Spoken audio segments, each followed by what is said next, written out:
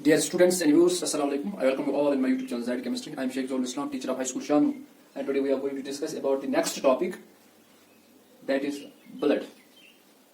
तो आज के इस टॉपिक में हम जिस फ्लूइड के बारे में बात करने वाले हैं, it's a very important fluid और it's a very important part of our body. या हम यूं कहेंगे कि ब्लड के बगैर हम जिंदा नहीं रह सकते हैं. तो आज हम इसी लिक्विड या इसी फ्लूइड के बारे में डिस्कस करेंगे. तो ब्लड है क्या? Blood is basically a red coloured pigment present in our body. और ये रेड कलर क्यों है? Because of the presence of haemoglobin और because of the presence of a protein haemoglobin. जो ब्लड है इसका कलर जो है सुर्ख है, और सुर्ख इसलिए है क्योंकि इसमें एक्चुअली एक प्रोटीन की प्रेजेंस है. ये प्रोटीन क्या है? इस प्रोटीन को हम क्या कहते हैं? हीमोग्लोबिन. तो जो ब्लड है, blood is composed of 4 important cells or 4 important parts. First it is plasma, then it is RBCs, red blood cells, then WBCs, white blood cells, and then platelets or blood platelets. So सबसे पहले हम देखेंगे plasma क्या है. Actually जो blood है it is fluid or we usually consider it as a liquid. We usually considered it as a liquid. तो liquid क्यों है ये? Why this blood is liquid? It is liquid because of the presence of water in it. क्योंकि इसमें जो fluid जो ये blood है, ब्लड में जो लिक्विड पार्ट है, इस लिक्विड पार्ट को हम क्या कहते हैं? प्लाज्मा कहते हैं. तो कम से come about 90% of this blood is a liquid. 90% of part of this blood is a liquid, and this 90% part is plasma, or plasma consists of the 90% part of this blood. तो इस blood में इस plasma में actually क्या है? Plasma में actually proteins है, digested food है, इसमें सॉल्ट्स है, खासतौर पर सोडियम क्लोराइड, टेबल सॉल्ट जिसको हम ज्यादा इस्तेमाल करते हैं. वेस्ट प्रोडक्ट है, कार्बन डाइऑक्साइड है या यूरिया है जो कि यूरिन का एक अहम हिस्सा है. इसके अलावा हार्मोन्स है जो कि हमारी बॉडी में एंडोक्राइन, या हम देखेंगे, हम ऐसा करेंगे एंडोक्राइन या एक्सोक्राइन ग्लैंड से जो हार्मोन जो सेक्रेशन निकलते हैं, जिनको हम हार्मोन्स कहते हैं, यही हार्मोन्स एक जगह से दूसरी जगह पे ट्रांसफर होते हैं थ्रू ब्लड. तो एक्चुअली ब्लड का कौन सा पार्ट? प्लाज्मा का जो हिस्सा है वो इन चीजों को कैरी करता है from one part two another part. तो ये रहा प्लाज्मा. इसके बाद जो है दैट इज आरबीसीज, जिनको हम रेड ब्लड सेल्स या रेड ब्लड कॉर्पसेल्स भी कहते हैं. तो जो रेड ब्लड सेल्स है, these are red in colour because of the presence of a protein haemoglobin. तो इस हीमोग्लोबिन को एक्चुअली हम एब्रीविएट करते हैं by H, capital H and small b. तो जो आरबीसीज है, ये एक्चुअली क्या है? It is a oxygen carrier. Actually ये RBC because of the presence of haemoglobin in it, ये क्या करता है? ये ऑक्सीजन को लंग्स से सेल्स तक कैरी करता है. क्योंकि ऑक्सीजन जो है ये हीमोग्लोबिन के साथ काफी आसानी के साथ मिलके ये सेल्स तक जाता है, और वहां पे क्या होती है? रेस्पिरेशन होती है, उसको सेलुलर रेस्पिरेशन कहते हैं.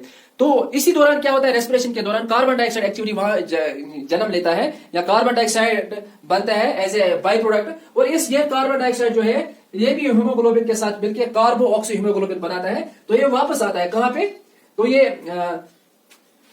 वापस आता है, सॉरी यहाँ पे सेल्स मैंने लिखा है. तो ये वापस आता है इन टिश्यूज से या इन सेल्स से. कहां पे? लंग्स में.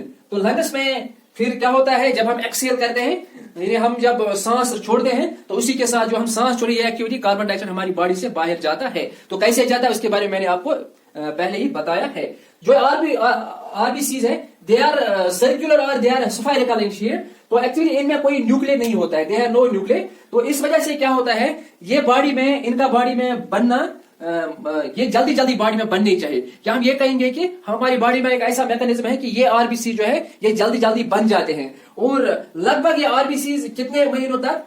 4 मंथ्स तक ये जिंदा रहती है. तो इसके बाद इनकी डेथ होती है. तो कम से कम एक दिन में कम से कम 3 million RBCs die out. 3 million RBCs, 3 million means 30 lakh RBCs जो है ये इनकी डेथ होती है. बट 4 टाइम्स ऑफ इट, यानी कि जितने कंसंट्रेशन हमारी बॉडी में डेथ होती है, उतने ही उससे 4 गुना ज्यादा हमारी बॉडी में बनती है. 3 million RBCs die in a day, and about 4 times to that number are formed in the bone marrow. क्योंकि ये जो सारी सेल्स है ये कहां पे बनती है? ये बोन मैरो में बनती है. तो जब भी हम किसी इंसान को ब्लड डोनेट करते हैं, तो एक्चुअली जब हम ब्लड डोनेट करते हैं इसमें आरबीसीज भी चली जाती है. और ये आरबीसीज जो है ये दिन में and how much RBCs are lost through this transfusion of blood. तो ये क्या, ये क्विकली बनती है क्या, within the day in the bone marrow. ये काफी जल्दी जल्दी बनती है किसमें, बोन मैरो में। इस जिस दिन हम ब्लड देंगे किसी भी शख्स को, खून का एहतियात देंगे किसी भी शख्स को, उसी दिन ये आरबीसी जो है ये बनती है, काफी जल्दी बनती है।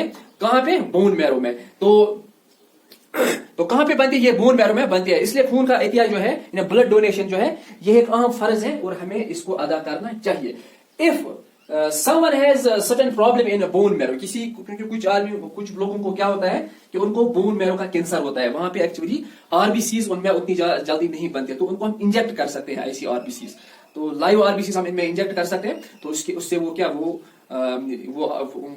नॉर्मल लाइफ फिर बसर कर सकते हैं। Then there is another type of cells, those are called as white blood cells. White blood cells are डब्ल्यूबीसीज। जो व्हाइट ब्लड सेल्स है, ये बेसिकली हमारी बॉडी में क्या करते हैं, एक्चुअली अगर ब्लड में कभी कोई इन्फेक्शन हो या कोई भी डिजीज अगर हो, हमारी बॉडी में कोई भी इन्फेक्शन या कोई भी डिजीज हो, उसके खिलाफ ये लड़ते, दे protect us from any infections and diseases.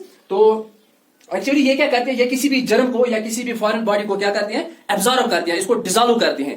तो ये एक टाइप के एक सेल्स बनाती है जिनको हम एंटीबॉडीज कहते हैं। जो एंटीबॉडीज है ये एक्चुअली फॉरेन सब्सटेंस से या अनवांटेड सब्सटेंस से हमारी बॉडी को बचाती है। तो हम ये भी कहेंगे जो डब्ल्यूबीसीज है, they are the soldiers of our body, they protect us from infections and from diseases. तो जो ये डब्ल्यूबीसीज है, डब्ल्यूबीसीज बेसिकली स्फेरिकल इन शेप है या इनकी कोई मखसूस शेप नहीं है, they are spherical in shape और they are irregular in shape. तो इन डब्ल्यूबीसीज में क्या है, they have the presence of nuclear with different shapes. तो ये जो ये डब्ल्यूबीसीज है, इनमें न्यूक्लियर प्रेजेंट है, तो कुछ की शेप स्फेरिकल है और कुछ की शेप क्या है, इरेगुलर है। तो यूजुअली जो डब्ल्यूबीसीज है, अगर हम ब्लड में देखेंगे, ये जो डब्ल्यूबीसीज है, they are smaller in number than RBCs in the blood. Blood में अगर हम देखेंगे, ये जो डब्ल्यूबीसीज है, इनका जो नंबर है ये काफी कम तादाद में है, किससे, बनिस्बत के आरबीसीज से।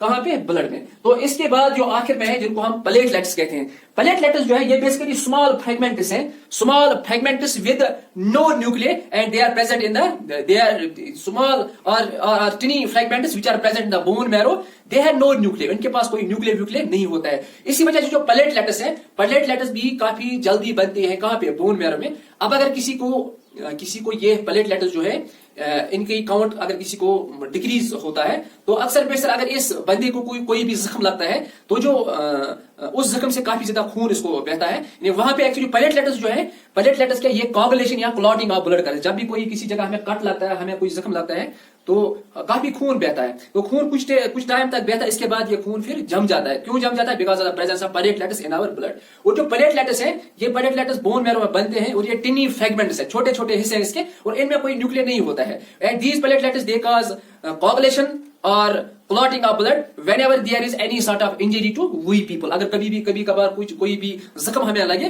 तो वहां से खून जो है, खून कुछ देर तक निकलता है, उसके बाद ये खून निकलना बंद होता है, because of these platelets, as these platelets they cause coagulation और क्लॉटिंग ऑफ ब्लड। और ये जो प्लेटलेट्स है, ये भी कहां पे बनते हैं, ये भी बोन मैरो में बनते हैं। या जो ये तमाम जो सेल्स है जो कि ब्लड में प्रेजेंट हैं, प्लाज्मा है, आरबीसी है, डब्ल्यूबीसी है, या प्लेटलेट्स हैं, ब्लड प्लेटलेट्स हैं, ये कहां पे बनते हैं, there are formed in bone marrow from stem cells. Actually इनका जो इर्तिका है, इनका जो जन्म है, ये बोन मैरो में होता है, मगर कहां से होता है, from a special type of cells, those cells are called as stem cells. So that was all about today's topic. Have a nice day.